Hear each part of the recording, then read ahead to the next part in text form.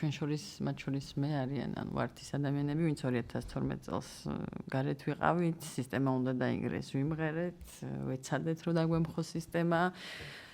ისევ იგივე სურათის წინაშე ვდგავართ 2024 წელს და ეს ამას იმიტომ არ ვამბობ რომ უი რაღაც გაგვიკვირდა თუ რაღაცა ილუზია არა, ანუ მგონია რომ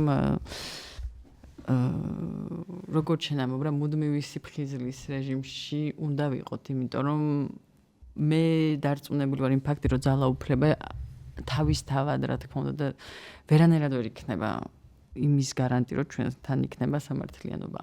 და ამისათვის გვჭირდება რაღაცნაირად მუდმივი ბრძოლის რეჟიმში ყოფნა და ხშირად ვამბობთ ხოლმე რომ აი დავიღალეთ ქართველები რომ სულ მუდმივად ბრძოლის რეჟიმში ვართ, სულ მუდმივად რაღაცა იქ სამოქალაქო ომი, იქ მე კიდევ ომი, იქ რაღაცა ან იმპერიალი, მოკლედ ათასნაირი უბედურება და დაღლილები ვარ და ვიქნებ ვიღაცამ ხელში აიღოს და ბრძოლის სადავები, მაგრამ სამწუხაროდ ისეთ მოცემულობაში ვართ რომ ვერ მოვდუნდებით.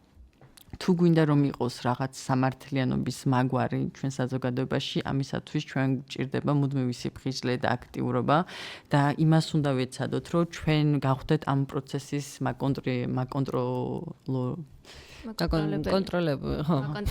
მაკონტროლებელი ძალა. და ანუ ისეთ კონტროლიორები.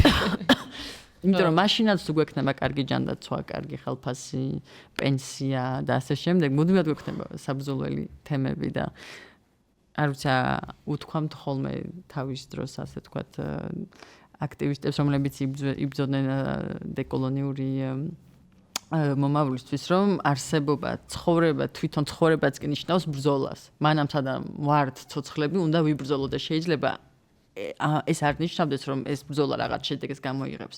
იმიტომ რომ ვერ ვიქნებით მაგ მხრივ პოზიტიურები. მაგრამ ეს იმას არ ნიშნავს, რომ თვალი უნდა დავხუჭოთ უსამართლობაზე, იმიტომ რომ მაშინ რა უნდა შევეგოთ იმ მოცემულობას, რა მოცემულობაშიც ვარ და ეს ნიშნავს ამ მოცემულობასთან შეგვება შეიძლება ნიშნავდეს საკუთარ ღირებულებებზე, ეთიკაზე, რაღაც ეთიკურობაზე უარის თქმას.